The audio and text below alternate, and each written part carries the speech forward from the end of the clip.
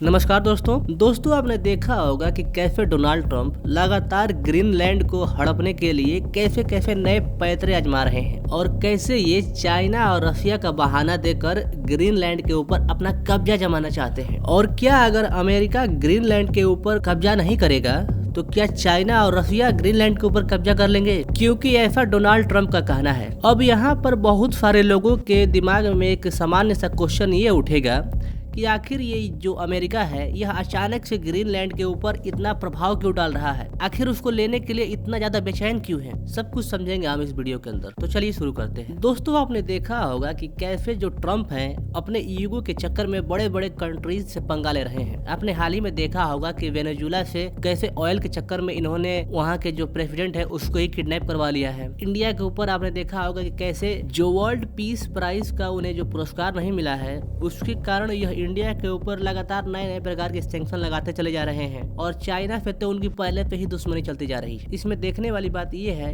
कि ट्रंप अब किसी के साथ सगे नहीं रहे हैं। अगर बात करें ग्रीनलैंड की तो दोस्तों आप इस मैप में देख सकते हैं कि जो रशिया है वह ग्रीनलैंड के ठीक नीचे है और यूएसए है उसका ठीक ऊपर है। और यूएसए इसीलिए ग्रीनलैंड पर कब्जा करना चाहता है कि अगर रशिया की तरफ से कोई भी मिसाइल यूएसए की तरफ छोड़ी जाएगी तो यूएसए को लगभग 15 से 20 मिनट पहले ही पता चल जाएगा। और 15 से 20 मिनट पहले अगर पता चल जाएगा तो यूएसए बहुत बड़े लेवल पर उस मिसाइल को कंट्रोल कर सकता है। ये तो हो गया पहला रीजन। अगर बात करें दूसरे रीजन की तो दोस्तों आपने देखा होगा कि लगातार धीरे धीरे करके ग्लोबल वार्मिंग बढ़ती चली जा रही है, जिसके कारण हो ये रहा है कि जो ग्रीनलैंड की जो बर्फ है वह पिघलती चली जा रही है। और जब वहाँ के बर्फ पिघल रही है तो वहाँ पर नए नए रास्तों की खोज हो रही है। और यूएसए यही चाहता है कि ग्रीनलैंड की तरफ से अपनी जो शिप्स हैं उसको अलग अलग देशों में भेजा जाए, जिसके कारण होगा ये कि जो यूएसए का जो फ्यूल का कॉस्ट होगा वह ओवरऑल बहुत ज़्यादा कम हो जाएगा। क्योंकि आप यहाँ पे देख सकते हैं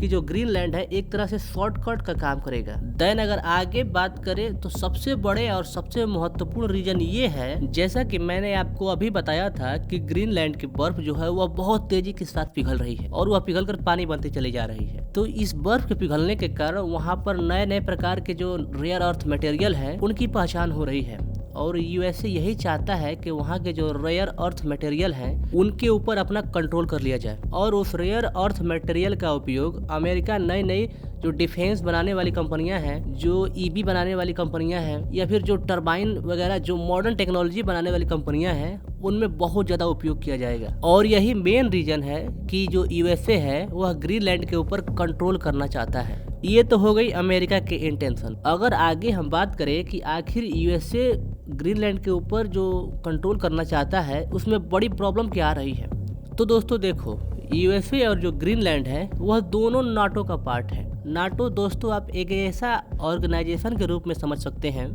जिसमें यह बताया गया है कि अगर नाटो के जो देश हैं इनके ऊपर कोई भी बाहरी देश हमला करता है तो वह हमला 32 देशों के ऊपर माना जाएगा और उस हमले के रिटेलिएट में वह 32 देश उस देश के ऊपर में हमला कर देंगे। लेकिन दोस्तों यहाँ पर प्रॉब्लम ये आ रही है कि यूएसए और जो ग्रीनलैंड है यह दोनों ही नाटो के पार्ट हैं। अब बहुत सारे लोग ये कहेंगे कि यह जो नाटो की लिस्ट है इसमें तो ग्रीनलैंड है ही नहीं। तो दोस्तों आपकी जानकारी के लिए बता दूं कि जो इसमें डेनमार्क है वह डेनमार्क ही इस ग्रीनलैंड को कंट्रोल करता है। ग्रीनलैंड का जो डिफेंस है या फिर आप वहाँ की जो जीडीपी है वह सभी कुछ डेनमार्क द्वारा कंट्रोल किया जाता है। और यही वो रीजन है जिसके कारण जो यूएसए है उसको ग्रीनलैंड के ऊपर कंट्रोल करने में कड़ी मशक्कत का सामना करना पड़ रहा है। और ऊपर से जो नाटो के जो देश हैं वह अपने अपने जो डिफेंस है उसको भी धीरे धीरे करके ग्रीनलैंड में भेज रहे हैं। और इस बात को जो ट्रंप है वह डाइजेस्ट नहीं कर पा रहा है और इसी को लेकर ट्रंप ने यह अनाउंस किया है कि जो भी नाटो के जो देश हैं जो कि ग्रीनलैंड के सपोर्ट में आ रहे हैं उन सभी के ऊपर 10% का टैरिफ लगा दिया जाएगा। और अगर यह नहीं सुधरेंगे तो जून तक इनके ऊपर 25% का टैरिफ लगा दिया जाएगा। अब देखने वाली बात यह है कि आगे डोनाल्ड ट्रंप कैसा डिसीजन लेते हैं। क्या वह भी अपनी आर्मी के साथ ग्रीनलैंड पर अटैक करेंगे और क्या यह वर्ल्ड वॉर 3 की स्थिति बन जाएगी? अब जो भी होगा हम आपके साथ शेयर जरूर करेंगे। मिलते हैं किसी और वीडियो में किसी नए टॉपिक के साथ।